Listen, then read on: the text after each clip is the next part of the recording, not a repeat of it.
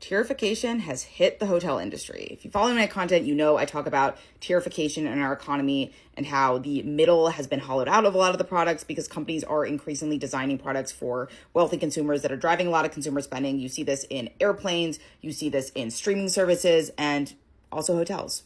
And though I think hotels use inflation as an excuse for rising costs, I do think that there has been a systemic hollowing out of these middle options. So now you have these budget options that are often very much degraded, like the base experience, and then these more premium, super expensive options. And this follows the exact same playbook as tierification in other areas of the economy. It happens again with airlines, healthcare, groceries, housing, you name it.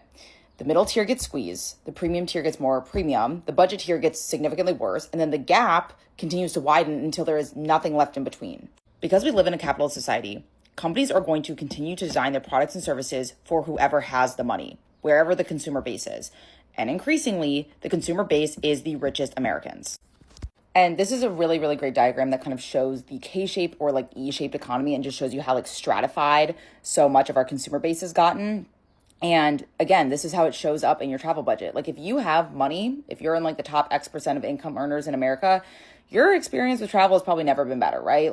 There's so many different premium experiences now, premium hotels, personalized services. But if you're not in that group, your experience in a lot of different areas of the economy, specifically travel, has become probably degraded. And the middle, the option that maybe used to appeal to a lot of people is disappeared. Because again, companies are not innovating for the middle. They're innovating where the margins are, and the margins are at the top. So each industry is going to continue to redesign itself around these two consumers, premium and budget.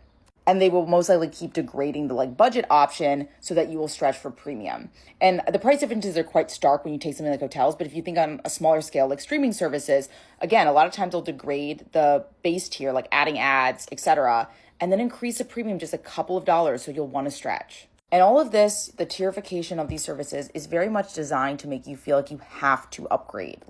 The base tier is so uncomfortable that you feel like you have no other option but to pay for the extra thing.